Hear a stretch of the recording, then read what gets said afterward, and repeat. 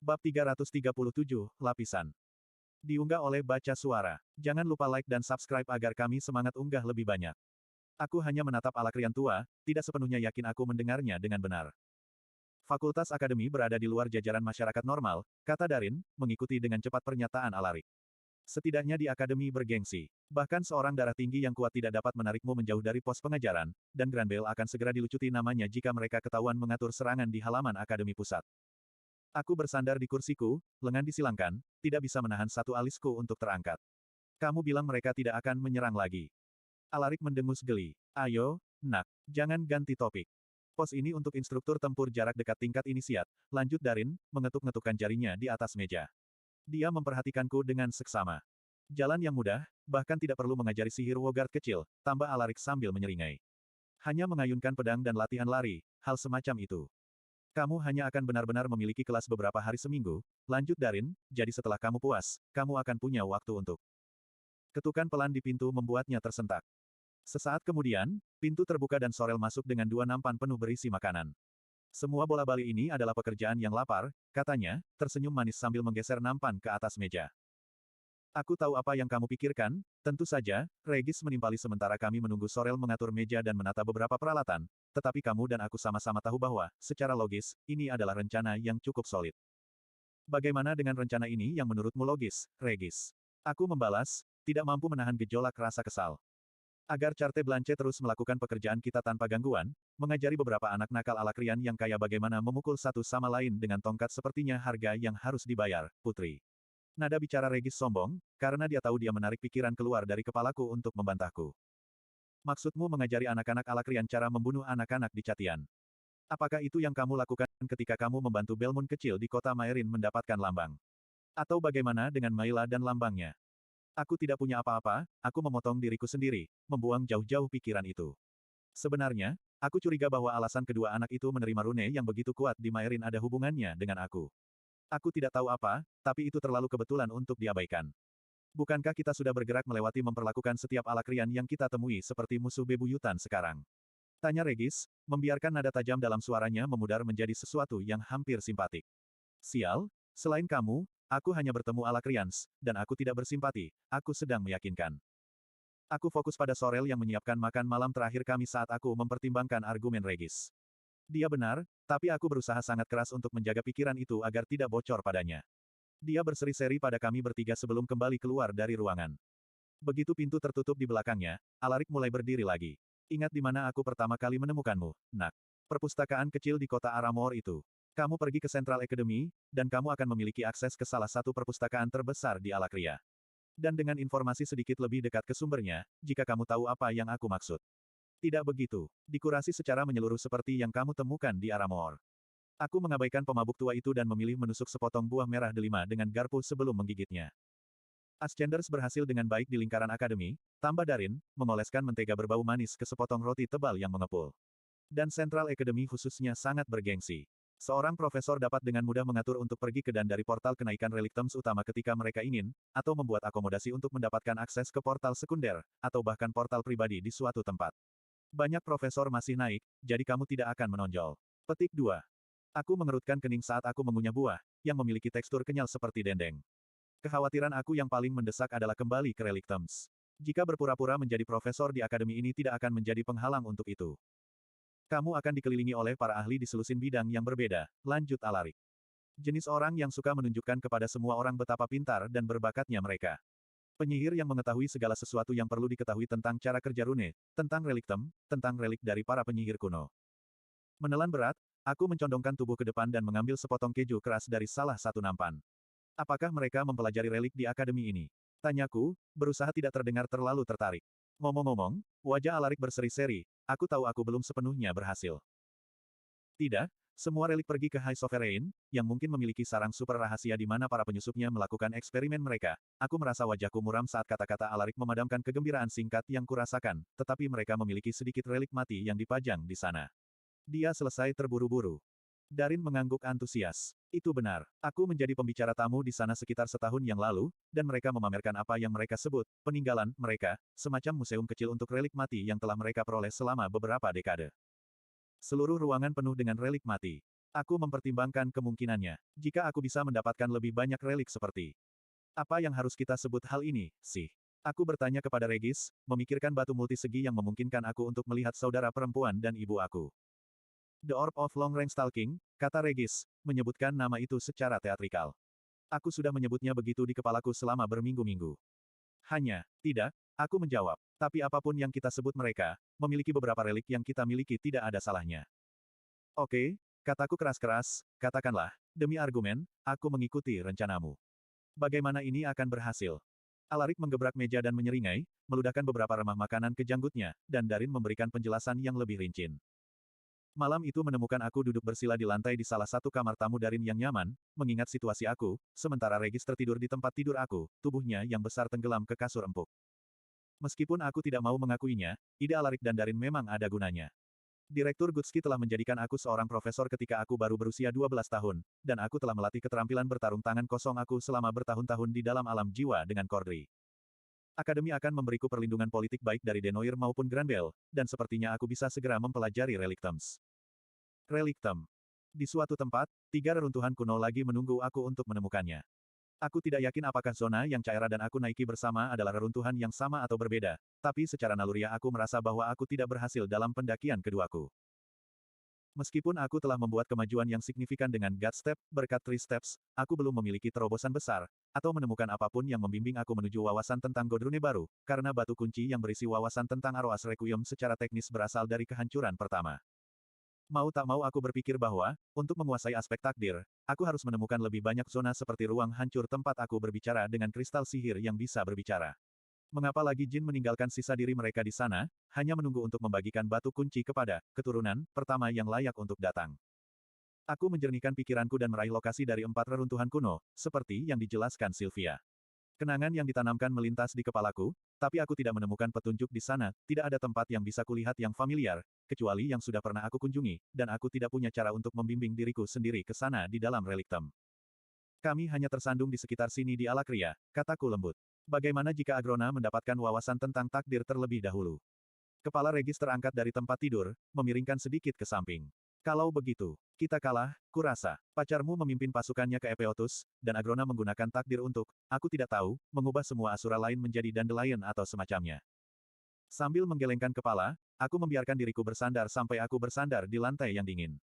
Apapun yang dilakukan Agrona dan Niko pada Tesia, apapun tato atau bentuk mantra itu, aku harus menyelamatkannya, Regis. Untuk seorang gadis yang telah kamu menari-nari sepanjang hidup kamu, kehidupan kedua, apapun, aku merasakan banyak perasaan campur aduk di sini. Regis berhenti untuk mempertimbangkan kata-katanya.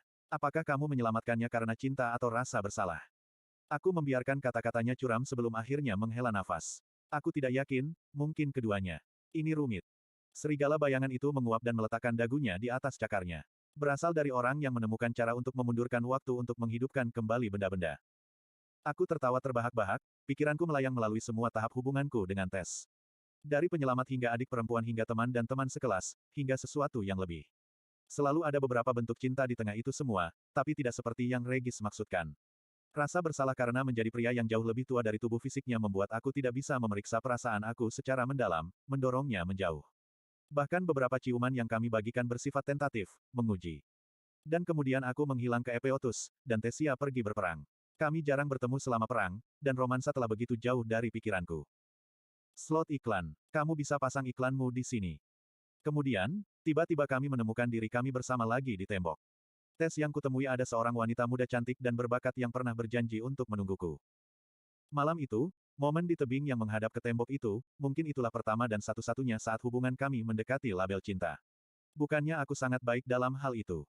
Bahkan dengan 2 nyawa, masih ada beberapa hal yang tidak aku kuasai. Seperti yang Tes katakan. Haruskah aku tidak pernah dekat dengannya? Aku bertanya pada ruangan itu, suaraku nyaris tidak berbisik. Lalu bagaimana hidupmu di sini berbeda dari yang sebelumnya?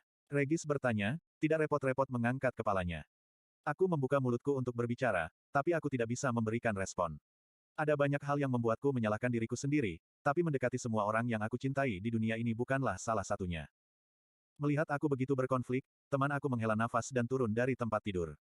Berbalik dalam lingkaran, dia berbaring di lantai di sampingku, punggungnya menempel di lengan kiriku. Aku menepuk sisinya yang perlahan naik dan turun, lalu mendorong jari-jariku ke bulunya. Kau sangat lembut, kataku, tertawa lemah. Aku tahu, katanya mengantuk, rahangnya retak karena menguap besar. Terima kasih, kataku, tahu dia akan mengerti maksudku. Regis diam, tapi aku merasa dia mengembang dengan kehangatan yang memuaskan. Kalau saja aku bisa menggunakan relik itu untuk melihatnya, mungkin kita bisa mengetahui apa yang sebenarnya terjadi. Aku akan tahu jika dia masih dirinya sendiri, ada bagian dari diri aku yang senang aku tidak bisa, meskipun aku takut dengan apa yang mungkin aku lihat jika batu itu bekerja. Ketika aku memasukkan eter ke dalam rune penyimpanan ekstra dimensi, Regis kembali bersemangat. Apakah kamu akan tetap mencobanya? Aku hanya menggelengkan kepalaku, memaksa pikiranku menjauh dari rasa bersalah dan ketakutan yang dalam yang kurasakan setiap kali aku memikirkan Tesia. Dia bukan satu-satunya perhatianku saat ini. Ada teman lama lain yang juga perlu diselamatkan, dan aku sangat merindukannya, mungkin bahkan lebih, sebagai putri elf. Menarik telur warna-warni, aku membaliknya di tanganku, merasakan Sylvie di dalamnya. Tidak seperti Regis, aku tidak bisa memasukkan pikiran aku ke dalam telur, tidak bisa menghibur diri dengan menyentuh kesadaran tidurnya.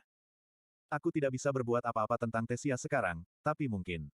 Regis mengangkat kepalanya dari lantai dan melihat dari balik bahunya ke arahku. Sudah lama sejak kamu mencoba melakukan pekerjaanmu. Memecahkan telur atau apapun.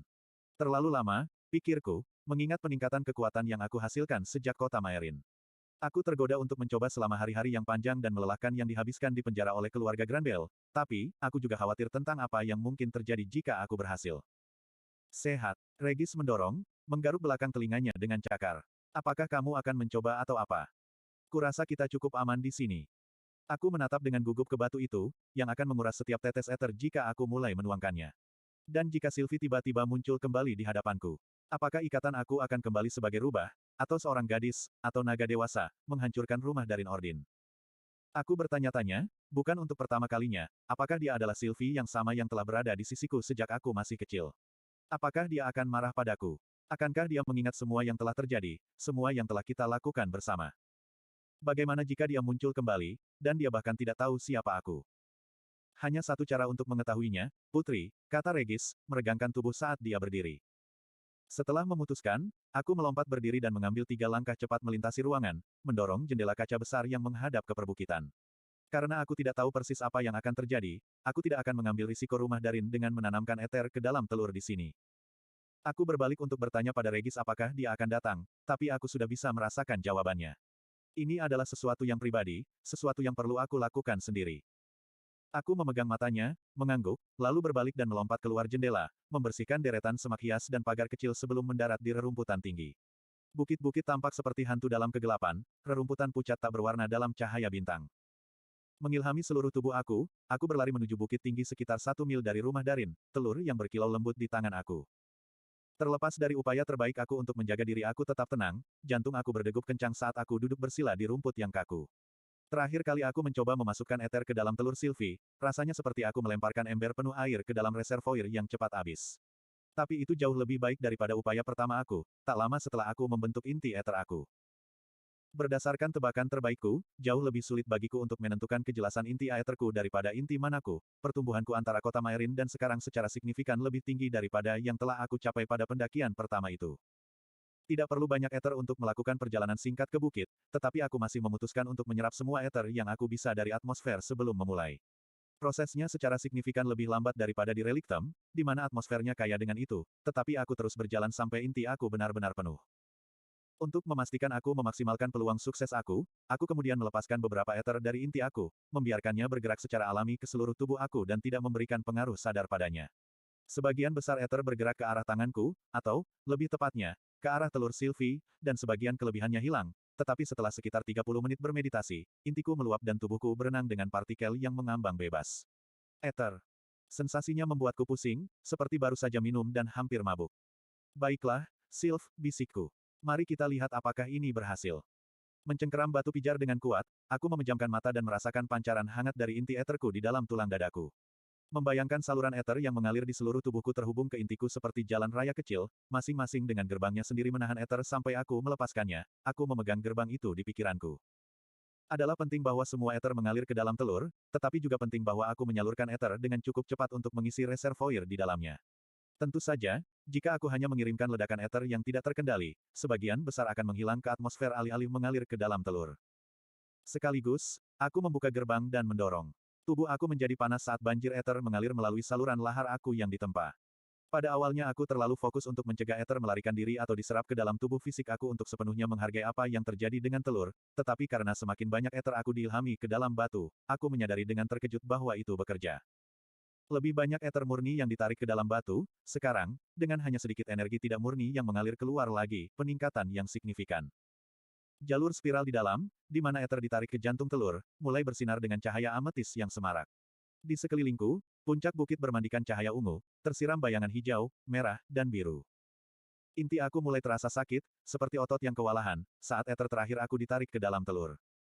Cahaya memudar saat batu yang bersinar terang menjadi redup, lalu gelap. Kemudian, dari dalam batu kecil yang kubawa sejak terbangun di reliktem, ada retakan. Itu adalah sesuatu yang aku rasakan daripada dengar, seperti menginjak es yang terlalu tipis dan merasakannya bergeser di bawah kaki aku. Aku menunggu sesuatu terjadi. Akankah batu itu meledak terbuka saat ether menyatu kembali ke dalam bentuk ikatanku, sama seperti dia telah memudar menjadi apa-apa di depan mataku? Atau apakah dia akan dilahirkan kembali dari telur itu sendiri, merangkak keluar seukuran anak kucing yang baru lahir? Beberapa detik berlalu, dan aku mulai gugup. Setelah 1 menit berlalu, aku tahu ada yang tidak beres. Tidak ada lagi ether yang berputar-putar di dalam telur. Itu telah melahap semua yang telah kuberikan, tapi itu tidak. Aku membeku. Ada yang berbeda. Aku bisa merasakannya, bahkan jika aku tidak bisa melihatnya. Meskipun inti aku sakit karena terkuras, aku menghabiskan beberapa menit mengumpulkan ether, cukup untuk mengirim ledakan eksperimental ke batu kecil. Telur Sylvie mengambilnya dengan lapar, tetapi tidak seperti sebelumnya, ether tidak berputar ke tengah telur. Garis bintik ungu mengikuti jalur geometris bersudut tajam saat mereka diserap. Aku membiarkan kepalaku menggantung, rambut pirang gandum yang kuwarisi dari Sylvie mengalir di wajahku. Lapisan lain. Kata-kata itu jatuh seperti daun mati, kering dan setipis kertas. Jika aku memperhitungkan kompleksitas jalur baru, aku yakin lapisan reservoir baru ini akan membutuhkan lebih banyak ether daripada yang pertama. Dan itu mungkin bukan yang terakhir. Tanganku gemetar saat ejekan pahit keluar dari bibirku. Kegembiraan aku berubah begitu tiba-tiba menjadi kekecewaan membuat aku terpana, menatap kosong ke telur sampai penglihatan aku kabur. Menghembuskan napas gemetar, aku mengingat diriku sendiri dan menghapus air mataku sebelum menekan batu warna-warni ke dahiku. Bahkan jika itu membutuhkan semua ether di reliktem, aku akan mengeluarkanmu dari sana, si level.